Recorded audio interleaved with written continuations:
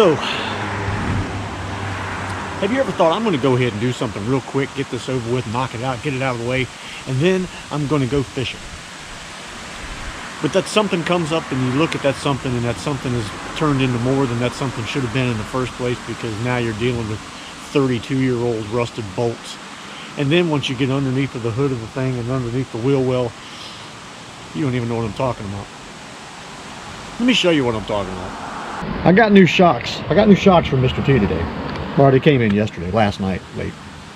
I was going to put those on, which they're not complicated. I mean, it's... got one bolt up there. And one bolt that goes through the bottom right there. Okay, that's not bad. But they've been on there for 32 years. Then, you get down here and you start taking a look around at things. And you go, hey man, everything on here looks okay. Until you look at the sway bar. See if you can see that. Come on, camera. Well, you can see that the bottom half of the sway bar bushing isn't there. So, it went from just putting two shocks in to now having to find somebody that carries the sway bar end links and replacing those. It's 8 o'clock. The auto parts just opened up. I'm going to go ahead and give a few calls around and see if I can find some end links for this thing, because obviously it needs them. Then cross our fingers and hope we can take a ride out of here today and maybe go fish somewhere. It's nice today, cool, a little breezy, but I would say the water's still warm and the fish should be biting. Well, I can say that this is the first time I've ever had to use a pipe wrench on a vehicle, I think. I've never... The way these shocks work, the nut, when you try to turn the nut on top where the wrench is, it turns the entire shaft of the shock in, and you have to put a pipe wrench on the shock housing itself so you can turn the nut to get it off. But could be worse. Could be worse. It might not be moving at all. But it is. Sometimes you just have to get creative. And I have found that with this truck, creativity is a must. Come off here, you rusty old nut. It's off. And it's officially stuck in my brakes now. Let's see, what size does that big one at the bottom look like? I'm sure it's a size I don't have. It's gotta be. That is a big nut there that I'm pretty sure I don't have the size I need. Oh, well, I'll be darned. I do have it. Okay, now, this is a Toyota. It's a metric vehicle, but the top nut was a, what was that? That top nut was a 14 and the bottom is a 7/8. Help me understand. These are what's going on, little Mr. T. They are Bilstein Shocks. I put them on front and rear. This is the front version. They appear to be a good shock. I hope so. They cost a lot. Well, they don't cost a lot, but they cost enough. But anyway, this is what's going on here. Didn't know if anybody would have a question about that or even care one way or the other, but you know, I'm putting the good stuff on there. We're not going back Monroe or Gabriel or whatever. We're going back with a decent name. Not that Monroe and Gabriel aren't decent names and haven't been around since the beginning of time, but just wanted something special. And that's what we got. So let's get this guy on here. What do I do with that nut? There it is. Oh, my knees, my shins, my elbow, my liver. I used to be so young. How do you get that out? Why did they put the bolt in that direction? Toyota, why did you put the bolt in the direction that's the hardest to get it out of? Why didn't you put it in the other way? Huh? I can't even reach it. I just can't. That is the original shock that came on this thing in 1990. Toyota Tokyo, Japan. There's the number just in case you want to replace it with the same shock one day. Now there's kind of a pecking order as to how these bushings and washers and things go on. And you got to make sure you put them back that way. Which at this moment I'm not doing. Then you have bushing on top. Then you have this little dinner plate. Goes there. Then you have your nut. Then once you get the nut on there, you can try to get the bottom half caught. Which, since these are really good shocks and they're new, are very hard to push on. I have to get some purification, a persuader. And I don't have one out here. Okay, we've kind of got her persuaded close, which is all right. Close is good. And we're going to get this big old bolt back into the area that's hard to get into.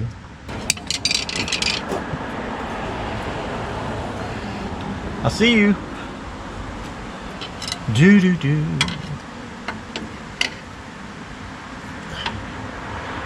Go on. Come on. Be a good shock and let that bolt go through there.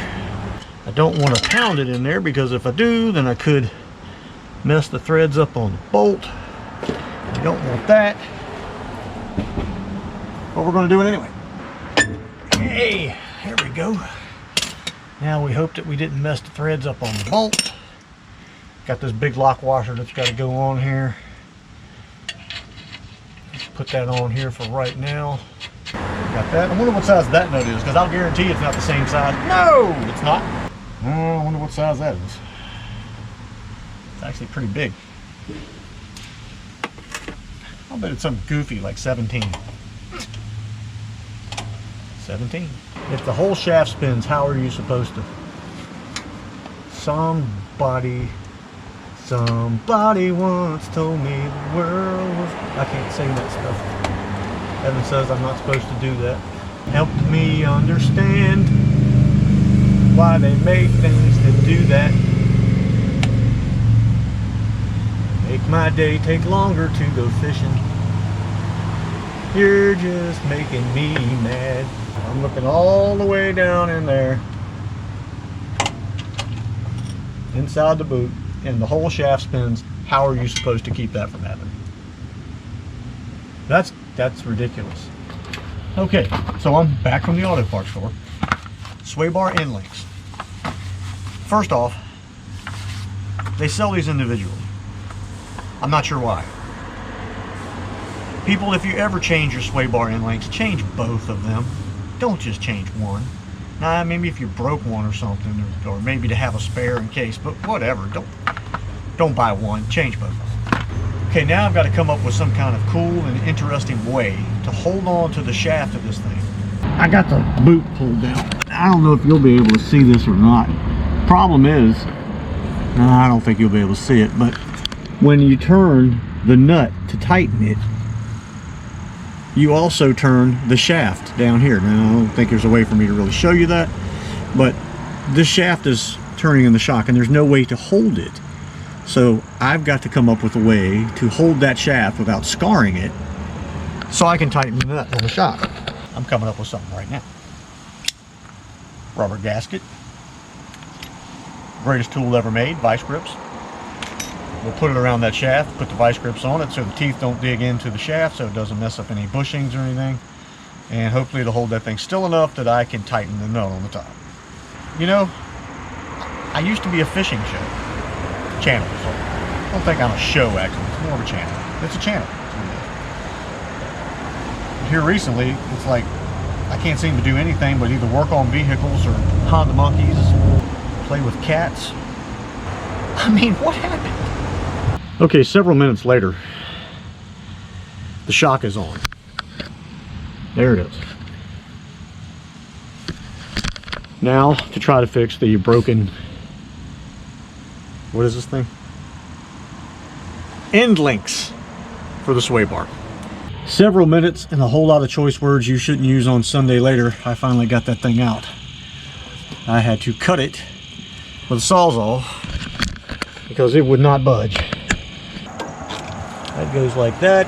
Then somehow, and I ain't figured out how, that's got to go way up inside here, and I've got to make that catch. You don't want to cross thread it though, that'd be a bad thing. So I'm going to have to get on the back, move all 825 of these tools I got out here so I can lay down and look up under there. I am slowly starting to remember why buying new vehicles is a better idea. Oh God. Oh. Ah! I used to think wearing glasses would help me keep crap out of my eyes when it came to working on cars, but it doesn't. It doesn't at all. There's the new end link bushing. It's in, it's tight. Now let's put the wheel back on and get a wheelbarrow to put all these tools in to take to the other side and jack it up over there and do the same thing that I've been doing for now 2 hours, 2.5 hours. At least now though I have the parts to fix the other one and I know what to do on the other side. It shouldn't take as long, and we could be fishing by noon. Probably shouldn't have said that. Anyway, let's continue on. Now, you want to know something funny? When I was fussing earlier about don't change just one of the end links. I don't know if you can see that. That's a new one. A little bit of time-lapse photography. Actually, it's not that time-lapse photography. It's just that I didn't record and you're going to see it done. Because that's how things are done on YouTube. And these television shows where it takes them months to do stuff. And you get to see it in like 3 minutes. If that. 30 seconds maybe. But anyway. There we go. New end link bushing, which was a pain to put in on this one. New shock. That's in. And right now I'm shocked. It is 11 o'clock. And I started doing this morning at about 7:30. So, let's get on and get this thing cleaned up, get the wheel back on it, get some fishing poles in the bed of this thing. And I gotta check the lug nuts on the rest of the wheels. And let's go somewhere. Take a ride. It's a beautiful day out here today. I mean, everybody else is out. I mean, I'm sure you can hear them going by. So anyway, let's get cleaned up. So, we have switched cameras. Why have we switched cameras, you may ask yourself? Because after putting all of that stuff away, getting everything put away, every tool, wheel on, lug nuts, you name it, everything put on, I backed up to take a look at the area, make sure I got everything, and stepped backwards and knocked the GoPro over. And of course it fell face first, and it was only about a foot off the ground on a little tiny tripod, and broke the lens. Fortunately, on the GoPro 7s, which is what that one is, you can buy replacement lenses, and so I ordered one and it should be here tomorrow. So we're using the fancy camera right now, but I made up my mind I was going fishing. We're going to try out the front end of this truck, which I've also noticed there's a lot of front end parts that need to be rebuilt on this thing. So that's probably going to be the next go around. Anyway, let's go on up to the lake and just mess around up there and see what we can catch. Cooling off a little bit, so maybe some of that duckweed is chilled out a little bit and it doesn't look like a putting green out there instead of a lake. Anyway, let's head up there. So, we're out here on the water. It doesn't look bad today. The duckweed is pretty much gone. I mean, I don't even see any, to be honest with you. But what we're going to try to do today, I've been asked on a couple of occasions what my fascination with the spin cast reels, why that fascination, why do I have that spin caster fetish that nobody can understand? It's not just that. I have a sentimental spot for those types of reels because those are the things I started out on. So I like using them. I like trying to get them running, get them working again, and get them out here and use them.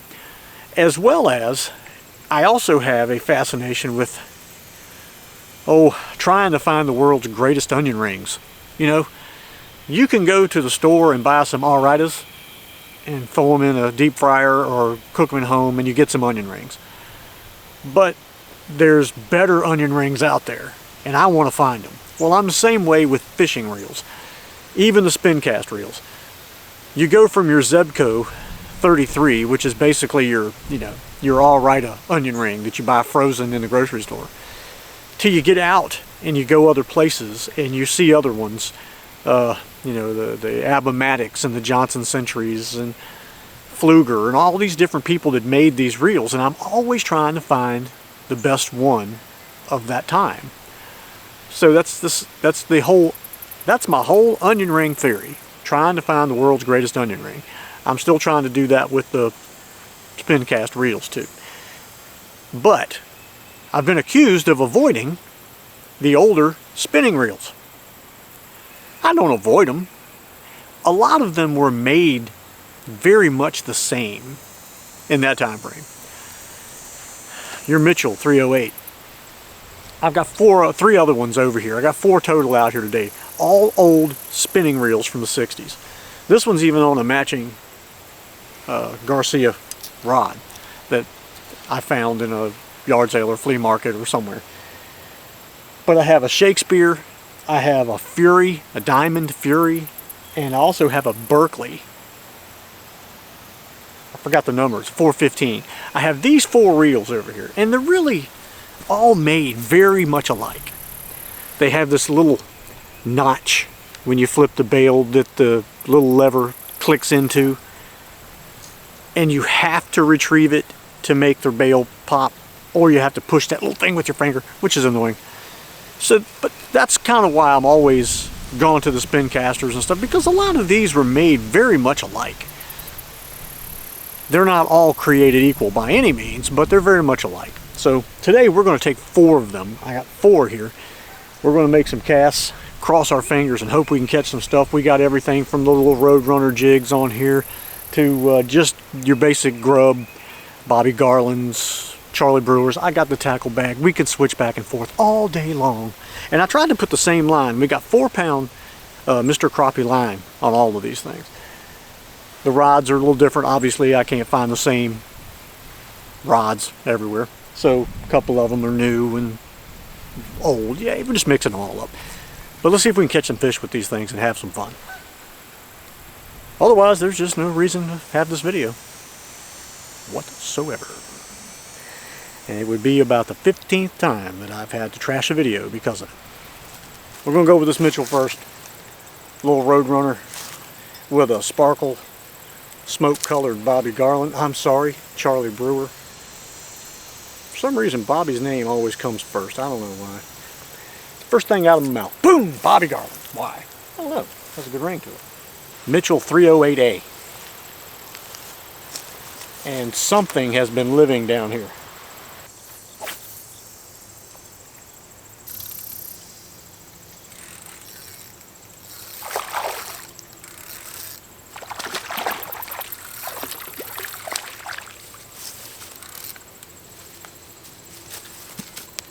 Can't pick him up with this rod.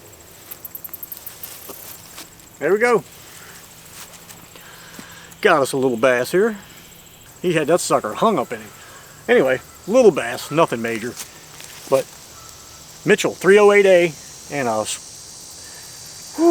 whippy Garcia fishing pole. Let's switch to something else now. Let's see what we got here. How about Fury, the Diamond 150. I don't know much about the Diamond 150. Found it in a antique store, still brand new in the box, had never even had line on it.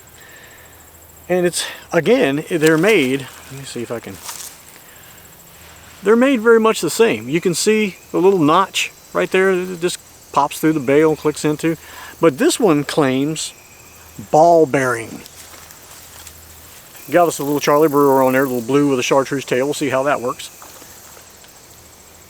Fish are jumping. Crazy old fish. Let's see if we can catch one of them jumping fish.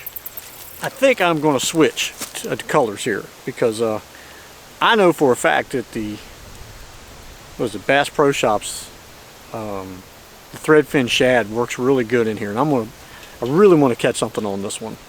Really, more so than even the others. I want to catch something on this one. Did I mention I want to catch something on this one?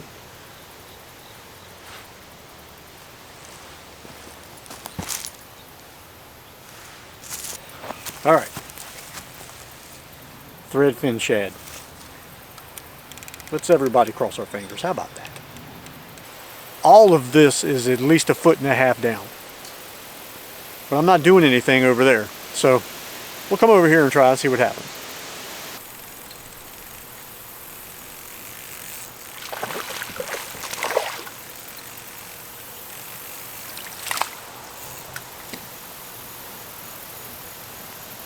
Ta-da! Hey, hey, hey. Got a bass shower there. There we go. Quit spinning. Quit. Reminds me, I think I want fish for lunch. There we go. Again, not a big fish, but enough. Got to do that Instagram thing. I'm pretty sure they'd like to see me actually catching fish and stop sending pictures of my cat and the Toyota truck.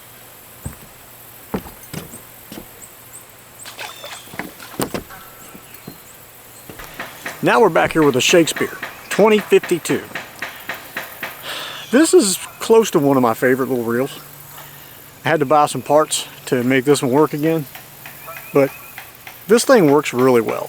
It really surprises me. Again, let's go over here. You have that little notch that when you, let me back up a little bit. You have that little notch. When you flip the bail, it goes into that notch. These things are all so close. It's like one person came up with the idea, and then other companies went, hey, that's about a bad idea.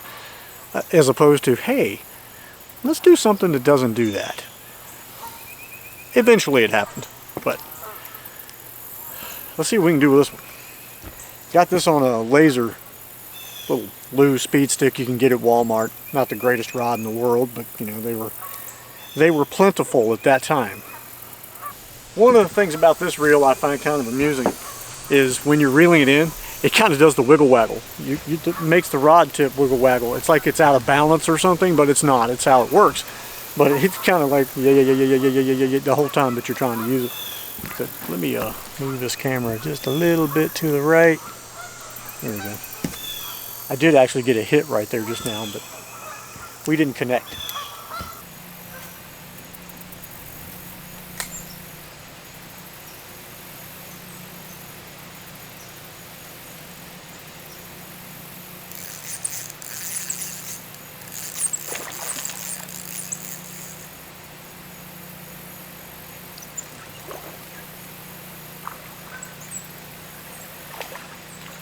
Wow.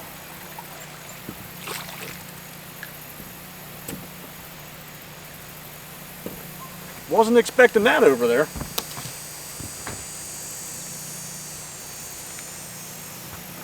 Look at that.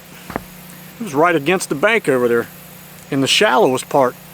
That's craziness. Nice crappie there. Good size.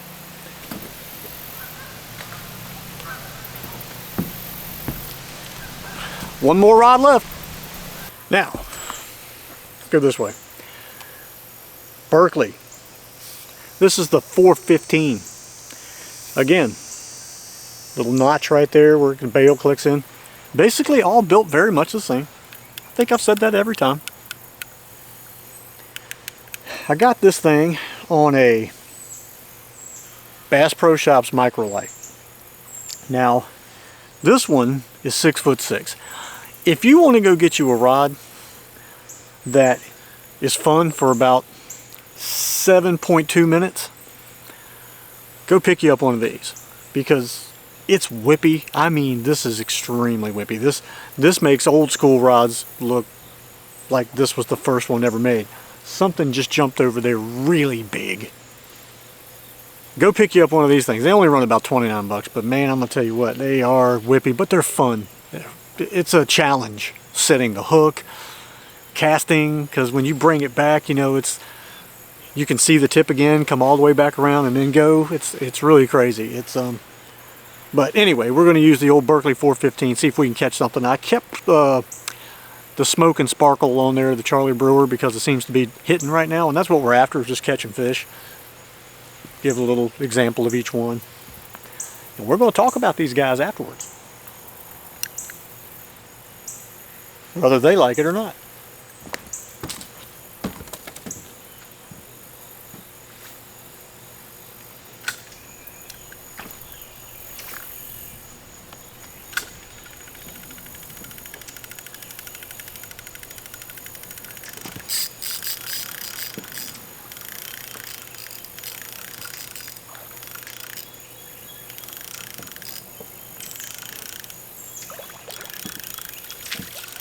Oh my God.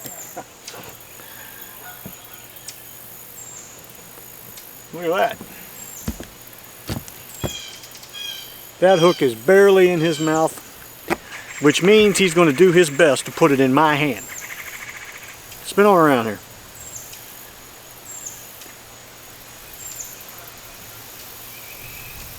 I just seen him hit the top over there, and I cast it into it. Bluegill. So what have we learned today? Tell you what we learned today. I am always going to be working on old trucks, old cars. That's just, at least until I can't do it anymore. Laying down in a driveway and turning wrenches and busting my knuckles and breaking rusty bolts and all that kind of stuff. But on a lighter note, it does drive better. It handles bumps better. It doesn't sound like the whole thing's coming apart when you hit a bump. And that's a good thing.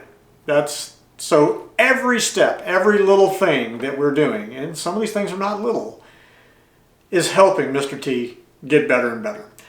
So now we're going to be moving on to some front end repair. Not front end, but front end, the steering mechanism of the truck. It's some places and things and stuff and so forth under there that's not good. Yes, I use spin cast reels a lot. Just like this guy here, Johnson Century 100B. Awesome reel, I love using it. I love using all of the push button stuff. It's just fun to me. I enjoy it. And it takes me back to the stuff I grew up on, the stuff that I used before I switched to using spinning reels. So yes, I do like to use the older ones, the older spin cast reels. But what we're going to talk about are the 4 that we use today to catch 4 fish. I wanted to at least catch 1 fish with each one of those rods and reel combos. I'm going to start with the least favorite of the group. If I can weasel it out from under the pile here. Yep, I hate to say it, the Mitchell 308A. I didn't care for it today. It kept wanting to get tangled up. A couple of times when I went to cast, the bail popped on its own. And that's one of the things that these Mitchell reels were famous for. The ones that I used growing up was you'd go to cast and you'd rear back and then that bail would pop and that lure would go out about 12 feet and then that bail would pop and then it would come flying back at you at 200 miles an hour. And that happened a couple times today. This Garcia rod, I really enjoy using. And I may take one of those other reels and put on this rod for a while and take this little guy off of here, because you can definitely tell in this reel they were what you were going to find in your Kmart's, in your Rose's 5 and 10, your wherever you lived where there was a 5 and dime store kind of thing. You would find these guys, and they were not expensive, and they're not smooth. They're very mechanical. You can feel the gearing in it. It's what it is. It is what it is. But you bought them cheap and you used them until you couldn't use them anymore. The Berkeley 415. Now I say number 2. That's not number 2. That's number 3. This would be 3. Okay, this was my 3rd place. It's the 415 by Berkeley. Honestly, even though you look at this thing and it looks cheaper, I mean, it even looks cheaper than the 308A. but it actually worked really well. And then having it on this microlight rod, you know, it's as close to that era as you can get for a modern fishing rod, something made now. So this is I mean, you just look at the mold and you look at the way it's screwed together, the bail and everything. It's just a cheaper version. I don't know what these things would have cost new back in the day, but it worked good. It casts good and it works well. It actually blows the doors off the 308. Dun dun dun! The Fury Diamond 150. Or Diamond... No, it's Fury Diamond 150. I gotta get up and show y'all this one a little better. This is a really well put together reel. I mean, it's classy. I would say it was the Shimano of its day. You know, it's just a very well made. Everything about it's smooth. This one's got the ball bearing, it says in it. I mean, and the others, no, they don't. But it casts a really long way compared to the other two. Even on the short rod, this is a short little ugly stick that I have on a 4'8". It was really blasted out there. It did a really good job. And I gotta say, I was really wanting this reel to be my favorite. But it didn't wind up that way.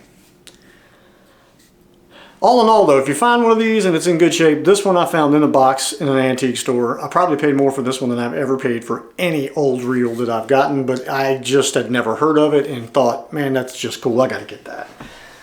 But that came in at number 2. And coming in at number 1 for today was the Shakespeare. I mean, this thing is just cool. I mean, what is this one? This is the 2052. And it's so weird when you're reeling this one in. It's kind of off kilter a bit, like it needs to be, you know, balanced, because it kind of makes the rod wobble when you bring it in, and that could be helping the, you know, the dancing of the bait. You know, you never know. But this is just a cool little reel. I really dig this thing. Now you talk about mechanically, you know, simple. This one looks about as simple. I mean, it's got less design really. There's more design in the plate with the name than there is the reel itself. So to me, this one's really cool. If you find one, you get a chance, you know, go ahead and get you one. You'll like. I need to oil that. That drove me crazy the whole time we were doing it, but it wasn't as bad as the old Zebco 33 that I had. But anyway, that was on a laser speed stick rod. Not the greatest rod in the world, but it was a quickie. It was one of those, I'm in Walmart, I'm going to buy this rod for something. So I did. What else can I possibly say about those 4 reels? Nothing really, because they're so the same yet different. You know, the mechanics, the way they're designed to do the same thing, to perform the same way, but yet all 4 of those act in a different manner. So I hope you enjoyed this video, and hopefully we'll see you next week. Thanks for watching.